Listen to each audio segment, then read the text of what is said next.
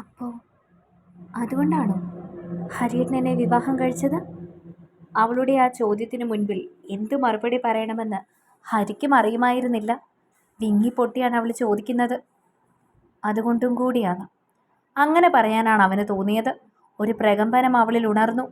അമ്മയ്ക്ക് നൽകിയ വാക്കിൻ്റെ പേരിൽ ഹരിയേട്ടൻ എന്തിനാണ് ഹരിയേട്ടൻ്റെ ജീവിതം നശിപ്പിച്ചത്? ഹരിയേട്ടന് ഇഷ്ടമില്ലാത്ത വിവാഹം കഴിച്ച് ചേട്ടൻ്റെ ജീവിതം പൂർണ്ണമായും ഇല്ലാതാക്കുകയായിരുന്നല്ലോ ചെയ്തത്. അവൾക്ക് കണ്ണുനീർ വന്ന് തികട്ടി തുടങ്ങിയിരുന്നു. തൊണ്ടക്കുഴിയിൽ നിന്ന് പുറത്തേക്കെത്തുവാൻ തുടങ്ങി. സ്വന്തം ജീവിതം ഇല്ലാതാക്കാൻ ആരെങ്കിലും ഇഷ്ടപ്പെടുമോ ജാനി? നിന്റെ അമ്മയ്ക്ക് കൊടുത്ത വാക്കിൻ്റെ പേരിലും കൂടിയാണ് ഞാൻ നിന്നെ വിവാഹം കഴിച്ചത്. പക്ഷേ അതുമാത്രമായിരുന്നില്ല വിവാഹം കഴിക്കാനുള്ള കാരണം. നിന്നെ ഒറ്റയ്ക്ക് മറ്റൊരാളുടെ കൈകളിലേക്ക് കൊടുക്കുവാനും എനിക്ക് സമാധാനം ഉണ്ടായിരുന്നില്ല. ഇനിയും ഒരുവൻ്റെ കയ്യിൽ നിന്നെ ഏൽപ്പിക്കുമ്പോൾ എനിക്ക് പൂർണ്ണ വിശ്വാസമുള്ള ഒരാളാണെങ്കിൽ പോലും ഒരു ദുരനുഭവം നിനക്ക് വന്നാൽ അത് ഞാൻ നിന്നോട് ചെയ്യുന്ന തെറ്റായിരിക്കുമെന്ന് എനിക്ക് തോന്നി. പിന്നെ നിന്റെ ഇഷ്ടം. അവനൊന്ന് നിർത്തി. അതും പ്രധാനമാണല്ലോ. അതും കൂടി മാനിച്ച് ഇങ്ങനെ ചെയ്യാനായിരുന്നു എനിക്ക് തോന്നിയത്. ഞാൻ ചെയ്തത് ശരിയാണോ തെറ്റാണോ എന്ന് എനിക്കറിയില്ല. പക്ഷേ തിരിച്ചും മറിച്ചും ആലോചിച്ചപ്പോൾ ഇതുതന്നെയാണ് ശരിയെന്ന് എനിക്ക് തോന്നി. ഒരുപക്ഷെ ഇതിനു വേണ്ടി വേദി ഒരുക്കിയത് വിധിയായിരിക്കാം. ഈ കാരണങ്ങളൊക്കെ എനിക്ക് തോന്നി. പക്ഷേ പൂർണ്ണമായും ആലോചിച്ചെടുത്തൊരു തീരുമാനം തന്നെയാണ് ഞാൻ നിന്നെ വിവാഹം കഴിച്ചത്. ഒരു വാക്കിൻ്റെ പേരിൽ പെട്ടെന്നെടുത്തൊരു തീരുമാനമായിരുന്നില്ല. ഒരു രാത്രി മുഴുവൻ ഞാൻ ഇരുന്നും കിടന്നും ആലോചിച്ചു എന്ത് ചെയ്യണമെന്ന്. അതിനുശേഷം ഞാനെടുത്ത തീരുമാനമായിരുന്നു നിന്റെ കഴുത്തിൽ ഇപ്പോൾ കിടക്കുന്നത്. അല്ലാതെ സഹതാപത്തിൻ്റെ പേരിലല്ല ഞാൻ നിന്നെ വിവാഹം കഴിച്ചത്. പിന്നെ എനിക്കിഷ്ടമില്ലാത്ത വിവാഹം കഴിച്ച് ജീവിതം നശിപ്പിച്ചു എന്ന് നീ പറയുന്നത് എന്തർത്ഥത്തിലാണെന്ന് ഞാൻ പറഞ്ഞില്ലേ? നിന്നെ ഞാൻ എൻ്റെ ഭാര്യയെ ഒരിക്കലും മനസ്സിൽ പോലും ചിന്തിച്ചിരുന്നില്ല. അത് അംഗീകരിച്ച് തരാനുള്ള സമയം വേണമെന്നത് സത്യമാണ്. പക്ഷേ ഇഷ്ടമല്ലാത്ത വിവാഹത്തിന് ആരെങ്കിലും തയ്യാറാകുമോ? പ്രത്യേകിച്ച് പുരുഷന്മാർ. ഒരു സ്ത്രീയെ സംബന്ധിച്ചിടത്തോളം അവൾക്ക് ചിലപ്പോൾ ഇഷ്ടമില്ലാത്ത വിവാഹത്തിന് തയ്യാറാകേണ്ട സാഹചര്യങ്ങൾ ഉണ്ടാവാം. അത് അവളുടെ അവസ്ഥകളും സാഹചര്യങ്ങളുമാണ്. ഒരു പുരുഷനെ ഒരിക്കലും ആർക്കും നിർബന്ധിച്ച് വിവാഹം കഴിപ്പിക്കാൻ പറ്റില്ലല്ലോ. അയാൾക്ക് പൂർണ്ണ സമ്മതമില്ലാതെ വിവാഹം നടക്കുകയുമില്ല. അതുകൊണ്ട് നീ ആ ചോദിച്ച ചോദ്യത്തിന് ഇവിടെ പ്രസക്തിയില്ല. അത്തരം ചിന്തകളൊന്നും മനസ്സിൽ വിചാരിക്കേണ്ട കാര്യവുമില്ല. പൂർണ്ണ സമ്മതത്തോട് തന്നെയാണ് നമ്മുടെ വിവാഹം നടന്നത്. നിന്റെ അമ്മയുടെ വാക്കുകൊണ്ടോ നിന്നോടുള്ള സഹതാപം കൊണ്ടോ മാത്രമല്ല. ഞാനല്ലാതെ മറ്റാരാണ് ജീവിതത്തിൽ വരുന്നതെങ്കിലും സുരക്ഷിതമാവില്ല നിന്റെ ജീവിതമെന്ന് എനിക്ക് തോന്നിയത് കൊണ്ട് തന്നെയാണ് നിന്നെ ഞാൻ വിവാഹം കഴിച്ചത്. അതിനുമപ്പുറം നീ ആഗ്രഹിക്കുന്നത് പോലെ ഒരിക്കലും എന്നെയും എൻ്റെ വീട്ടുകാരെയും പിരിയാതെ നിന്റെ സന്തോഷം നിറഞ്ഞ ജീവിതത്തിന് വേണ്ടി. ശ്രീഹരിയുടെ വാക്കുകൾ ചെറുതായി ആണെങ്കിലും ഒരു സമാധാനം അവളുടെ ഉള്ളിലും നിറച്ചിരുന്നു. പൂർണ്ണമായും അവന് തന്നെ ഉൾക്കൊള്ളാൻ സാധിക്കില്ല. എങ്കിലും ആ മനസ്സിൻ്റെ ഉള്ളിൽ എവിടെയൊക്കെയോ തന്നോട് സ്നേഹം ഉടലെടുക്കുന്നുണ്ട്. തന്നെ അംഗീകരിക്കാനുള്ളൊരവസരം നൽകിയാൽ മാത്രം മതി. ഏട്ടൻ തന്നെ ഉൾക്കൊണ്ട് കഴിയുമ്പോൾ ഒരുപക്ഷെ തന്നെ സ്നേഹിക്കാൻ കഴിയുമായിരിക്കാം. ശ്രീഹരി കുറച്ച് സമയം കൂടി അവളെ അവളുടെ ലോകത്തേക്ക് വിട്ട് പുറത്തിറങ്ങിയതിന് ശേഷമായിരുന്നു ഇരുവരും പോകാൻ വേണ്ടി ഇറങ്ങിയിരുന്നത്. തിരിച്ചുള്ള യാത്രയിൽ തങ്ങൾ തമ്മിലുള്ള അകലത്തിൻ്റെ മതിലുകൾ കുറച്ചൊക്കെ ഒന്ന് മാഞ്ഞു പോകുന്നത് പോലെ രണ്ടുപേർക്കും തോന്നിയിരുന്നു. ഒന്ന് തുറന്ന് സംസാരിച്ചപ്പോൾ പകുതി സമാധാനമായെന്ന് ശ്രീഹരിക്കും തോന്നി. തൻ്റെ മാനസികാവസ്ഥ അവൾക്കൊരു പക്ഷേ ഇപ്പോൾ മനസ്സിലാക്കാൻ കഴിയുന്നുണ്ടായിരിക്കാം. താൻ എന്തുകൊണ്ടാണ് അവളോട് അകൽച്ച കാണിക്കുന്നതെന്നും അവൾക്ക് മനസ്സിലാക്കുന്നുണ്ടായിരിക്കാമെന്ന് അവൻ വിശ്വസിച്ചിരുന്നു. വീട്ടിലേക്ക് വന്നപ്പോഴും അവളുടെ ചുവന്നിരിക്കുന്ന കണ്ണുകൾ കണ്ടപ്പോൾ സുഗന്ധിക്ക് ആകുലതകൾ നിറഞ്ഞിരുന്നു. ശ്രീഹരി അവളെ വഴക്ക് വല്ലതും പറഞ്ഞു എന്നായിരുന്നു അവരുടെ ഭയം.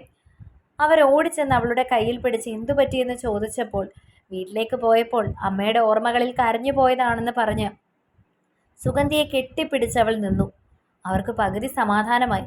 പിന്നീട് ഓരോന്ന് പറഞ്ഞ് അവളെ ആശ്വസിപ്പിച്ചു. ശ്രീവിദ്യ കൂടി വന്നതോടെ വീണ്ടും അവളെ പഴയ ജാനിയാക്കി തിരിച്ചു കൊണ്ടുവരാൻ അവരൊരു ശ്രമം നടത്തിയിരുന്നു. എങ്കിലും പഴയ കുറുമ്പും ഉത്സാഹവും എല്ലാം അവളിൽ നിന്ന് വിട്ടുനിന്നു. ഒതുങ്ങിയൊരവസ്ഥയിലേക്ക് മാറിപ്പോയി. അന്ന് വൈകുന്നേരം തന്നെ ശ്രീഹരിയും ജാനിയും കോളേജിൽ ചെന്ന് കാര്യങ്ങളെല്ലാം പറഞ്ഞ് അടുത്ത ആഴ്ച മുതൽ കോളേജിലേക്ക് വരുമെന്ന് അറിയിച്ചു. അടുത്ത ആഴ്ച മുതൽ കോളേജ് ബസ്സിൽ അവളെ കോളേജിലേക്ക് എത്തിക്കാനുള്ള സൗകര്യങ്ങളും ശ്രീഹരി ചെയ്തു. അത് സേതുവിനോട് പറയുകയും ചെയ്തു.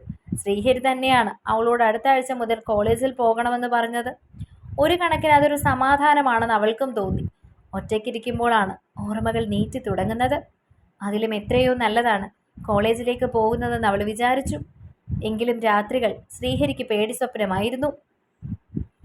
എങ്ങനെ അവളെ അഭിമുഖീകരിക്കും? അവളോടൊപ്പം ഒരു കട്ടിലിൽ ഒരുമിച്ച് കിടക്കും?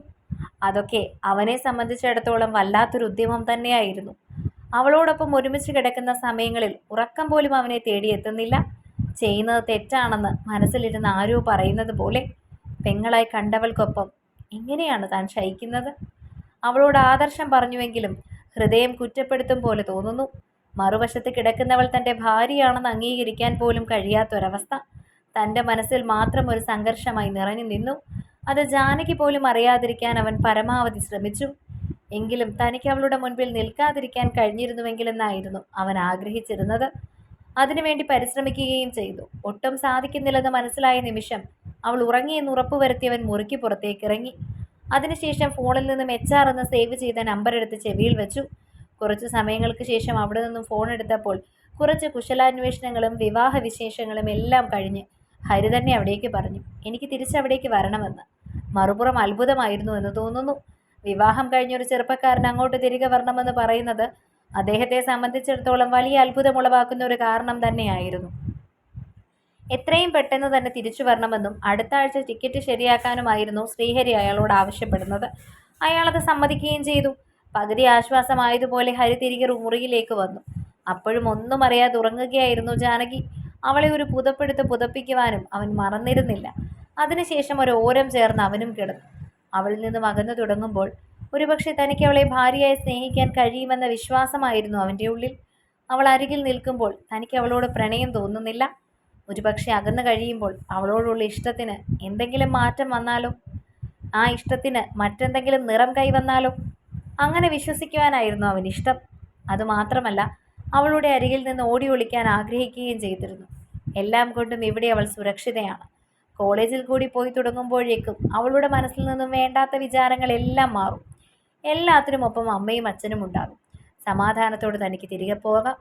ഈ വരവ് തനിക്ക് സമ്മാനിച്ചിരുന്നത് താൻ ഒരിക്കലും പ്രതീക്ഷിക്കാത്ത ചില കാര്യങ്ങളായിരുന്നുവെന്ന് കണ്ണുകളടച്ച് ശ്രീഹരി ഓർത്തു.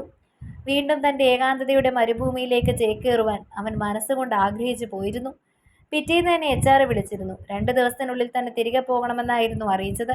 വലിയ ആശ്വാസമായിരുന്നു ശ്രീഹരിക്ക് തോന്നിയിരുന്നത്. എന്തിൽ നിന്നൊക്കെയോ ഉള്ളൊരു രക്ഷപ്പെടൽ പോലെ. ആരെയൊക്കെയോ അഭിമുഖീകരിക്കാൻ കഴിയാത്ത അവസ്ഥയിൽ നിന്നും തനിക്ക് ലഭിച്ച മോചനം പോലെ. ജീവിതത്തിൽ ആദ്യമായിട്ടായിരിക്കും ഒരുപക്ഷെ തിരികെ പോകുന്ന കാര്യം അറിഞ്ഞപ്പോൾ ഇത്രത്തോളം സന്തോഷിക്കുന്നതെന്ന് അവന് തന്നെ തോന്നി. തിരിച്ചു പോവുകയെന്നാൽ എപ്പോഴും വേദന നിറഞ്ഞതാണ്. ഇവിടെ വന്നതിന് ശേഷം തിരികെ പോകാൻ തോന്നാറില്ല. അപ്പോഴെല്ലാം മനസ്സിലെടുക്കുന്ന തീരുമാനം ഉടനെ പ്രവാസ ജീവിതം അവസാനിപ്പിക്കണമെന്നാണ്. നാട്ടിൽ എന്തെങ്കിലും ചെറിയ ജോലി ചെയ്താണെങ്കിലും ജീവിക്കണമെന്നും അപ്പോഴങ്ങനെയാണ് തോന്നുക. ആദ്യമായി സമാധാനം തോന്നുന്നു. ഈ തിരിച്ചുപോക്ക് അവൻ ആഗ്രഹിച്ചിരുന്നു. ടിക്കറ്റിൻ്റെ കാര്യം ഉറപ്പായതോടെ അവൻ വീട്ടിലെല്ലാവരോടും പോകുന്ന കാര്യത്തെപ്പറ്റി പറഞ്ഞു. എല്ലാവർക്കും വേദനയായിരുന്നു തോന്നിയത്. ഇത്ര പെട്ടെന്ന് നീ പോയാൽ എങ്ങനെയാ? കല്യാണം കഴിഞ്ഞിട്ട് കുറച്ചായേ ഉള്ളൂ മോനെ. നിങ്ങൾ ബന്ധുവീടുകളിൽ പോലും പോയിട്ടില്ലല്ലോ, സുഗന്ധി പറഞ്ഞു. അതിനൊക്കെ ഇനി സമയമുണ്ടല്ലോ. ഇനി വരുമ്പോൾ പോവാലോ. മാത്രമല്ല ഇനി 2 ദിവസം കൂടിയുണ്ട്. ഇന്നും നാളെയുമായി അത്യാവശ്യം ചില വീടുകളിലൊക്കെ പോകാവുന്നതേ ഉള്ളൂ. എല്ലായിടത്തും ഒന്ന് തല കാണിച്ച് തിരിച്ചു വരാമല്ലോ, ശ്രീഹരി പറഞ്ഞു. എങ്കിലും മോൾക്ക് വിഷമമില്ലേ നീ ഇത്ര പെട്ടെന്ന് പോകുമ്പോൾ? സേതു പറഞ്ഞു. അവൾക്കറിയാത്തൊന്നുമല്ലല്ലോ നിങ്ങളെ ആരെയും. ഇവിടെയുള്ളവരൊന്നും അവൾക്ക് അന്യരല്ലല്ലോ. 1 വർഷം കഴിയുമ്പോൾ ഞാനിങ്ങി വരില്ലേ? അവൻ അത്രയും പറഞ്ഞ് സുഗന്ധിയുടെ അരികിൽ നിന്നും പോയിരുന്നു. ജാനിയാണെങ്കിൽ മുറിയിൽ കയറി വിവരം അറിഞ്ഞപ്പോൾ മുതൽ ഇരിക്കാൻ തുടങ്ങിയതാണ്. എന്തുകൊണ്ടോ ഹരിയുടെ സാന്നിധ്യം അവൾക്ക് വല്ലാത്തൊരു സമാധാനം പകർന്നു നൽകിയിരുന്നു. വേദനിപ്പിക്കുന്ന ഓർമ്മകളിൽ നിന്നും ഒരാശ്വാസം. ഹരിയേട്ടൻ സ്വന്തമാണല്ലോ എന്ന വിശ്വാസം എപ്പോഴും ഉണ്ടാകുന്നു. തിരിച്ചു പോകുമ്പോൾ ആ സംരക്ഷണം തനിക്ക് നഷ്ടമാവുന്നത് പോലെ. അതോടൊപ്പം തന്നെ തിരിച്ചു പോയാൽ പഴയതുപോലെ തന്നോട് സംസാരിക്കുമോ എന്നുള്ളൊരു ഭയം ആ 19 വയസ്സുകാരിയുടെ മനസ്സിൽ നിറഞ്ഞിരുന്നു. ഒരുപക്ഷെ ഒരിക്കലും ഇനി ഹരിയേട്ടൻ തന്നെ വിളിക്കില്ലായിരിക്കുമെന്നൊക്കെ ചിന്തിച്ചു തുടങ്ങി. മുറി തുറന്ന ഹരി അകത്തേക്ക് കയറിയപ്പോഴാണ് അവളുടെ കരഞ്ഞു കലങ്ങിയ കണ്ണുകൾ കണ്ടിരുന്നത്. ഒരു നിമിഷം അവൻ അത്ഭുതം തോന്നിയിരുന്നു. ഇത്രയും കരയാനും മാത്രം എന്താണ് സംഭവിച്ചത്? താൻ തിരികെ പോകുന്നതിനാണോ അവളുടെ മനസ്സ് ഇത്രത്തോളം വേദനിക്കുന്നത്? അത്രമേൽ അവൾ തന്നെ സ്നേഹിച്ചിരുന്നോ? അങ്ങനെ പല ചോദ്യങ്ങളും അവൻ്റെ മുഖത്ത് നിന്നിരുന്നു. അവനെ കണ്ടതോടെ അവൾ പെട്ടെന്ന് ചുരിദാർ ഷോള് കൊണ്ട് കണ്ണുകൾ തുടച്ചു. നീ എന്തിനാ ജാനിയെ കരയുന്നത്? അവളുടെ മുഖത്തേക്ക് നോക്കി അവൻ ചോദിച്ചു. ഞാൻ വെറുതെ ഹരിയേട്ടൻ പെട്ടെന്ന് പോവാണെന്ന് കേട്ടപ്പോൾ സഹിക്കാൻ കഴിയാത്തൊരു സങ്കടം. തൻ്റെ മുഖത്തേക്ക് നോക്കാതെ പറയുന്നവളെ കണ്ടപ്പോൾ അവൻ അത്ഭുതം തോന്നിയിരുന്നു. അവളത് തുറന്നു പറയുമെന്ന് വിചാരിച്ചിരുന്നില്ല. അപ്പോൾ അതുതന്നെയായിരുന്നു അവളുടെ സങ്കടം. ഒരു നിമിഷം അവന് വീണ്ടും അത്ഭുതം തോന്നി. ഞാൻ പോകുന്നത് ആദ്യത്തെ കാര്യമൊന്നും അല്ലല്ലോ. 1 വർഷം കഴിയുമ്പോൾ ഞാൻ തിരികെ വരാം. ഹരിയേട്ടൻ അവിടെ ചെന്ന് എന്നെ വിളിക്കുമോ? അതോ എന്നോടുള്ള ദേഷ്യം കൊണ്ട് ഇനി ഒരിക്കലും എന്നെ വിളിക്കാതിരിക്കുമോ? അത് കേട്ടപ്പോൾ അത്ഭുതമായാണ് അവന് തോന്നിയത്. ഇതാണ് അവളുടെ പ്രശ്നം. താൻ ഇനി അവളോട് സംസാരിക്കുമോ എന്ന് അവൾ പേടിക്കുന്നുണ്ട്. അവളിൽ നിന്നും താൻ അകന്നു പോവുകയാണെന്ന് അവൾ വിശ്വസിക്കുന്നു. വീണ്ടും അവളുടെ പ്രായത്തെ ഓർത്ത് അവന് സഹതാപം തോന്നി. അതോടൊപ്പം തന്നെ തങ്ങളുടെ തുടർ ജീവിതത്തെപ്പറ്റിയുള്ള ഭയം അവനിൽ നിറഞ്ഞു നിന്നിരുന്നു. ഇങ്ങനെയൊക്കെയാണ് അവളുടെ ചിന്തകളെങ്കിൽ എങ്ങനെയായിരിക്കും തങ്ങളുടെ മുന്നോട്ടുള്ള ജീവിതമെന്ന് ആ നിമിഷം അവൻ ഓർത്തിരുന്നില്ല. ഒരു പ്രായത്തിൻ്റെ ചാബല്യം കഴിയുമ്പോൾ അവൾക്ക് താൻ യോഗ്യനല്ല എന്ന് തോന്നി തുടങ്ങുമ്പോൾ എന്ന് പോലും അവനിൽ ഒരു ഭയം അവശേഷിച്ചു. ജാനി, നിനക്ക് 19 വയസ്സേ ഉള്ളൂ, അതെനിക്ക് മനസ്സിലാവും. പക്ഷെ നീ വിവാഹം കഴിഞ്ഞൊരു പെൺകുട്ടിയാണ്. കുറച്ചുകൂടി പക്വതയുള്ള രീതിയിൽ ചിന്തിക്കൂ. നിന്നെ വിളിക്കാതിരിക്കാൻ മാത്രം എന്തു പ്രശ്നമാണ് നമുക്കിടയിലുള്ളത്?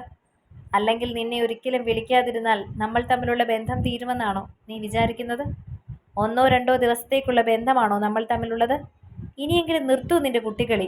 ഇങ്ങനെയൊക്കെയാണോ നീ ചിന്തിക്കുന്നത്? അവൻ്റെ വാക്കുകളിൽ ദേഷ്യം നിറഞ്ഞിരുന്നു. അതുകൂടി കേട്ടതോടെ കണ്ണുനീർ നിയന്ത്രിക്കാൻ കഴിഞ്ഞിരുന്നില്ല അവൾക്ക്. അവളുടെ കണ്ണുകളിൽ നിന്ന് കണ്ണുനീർ അണ പൊട്ടി ഒഴുകി തുടങ്ങി. ഒരു നിമിഷം സ്തംഭിച്ച് നിന്നുപോയി ശ്രീഹരി. ജാനിയുടെ അവസ്ഥ പറയുന്നവരോട് ജാനിക്ക് 19 വയസ്സേ ഉള്ളൂ. അതിൻ്റേതായിട്ടുള്ളൊരു പക്വതക്കുറവ് കാണിക്കണമല്ലോ. പതുക്കെ പതുക്കെ അവർ തമ്മിൽ അടുക്കും. നിങ്ങൾ സമാധാനപ്പെടൂ. ശ്രീഹരി കുറച്ച് റൊമാൻറ്റിക്കാണ്. പക്ഷേ പെട്ടെന്നങ്ങ് പറഞ്ഞാൽ നിങ്ങൾ വിചാരിക്കില്ലേ ഇവനപ്പം ഈ എയറൊക്കെ വീർപ്പിച്ച് നിന്നതാന്ന്. അതുകൊണ്ട് സമാധാനപ്പെടൂ. ശാന്തരാകൂ ആരാധകരെ, ശാന്തരാകൂ.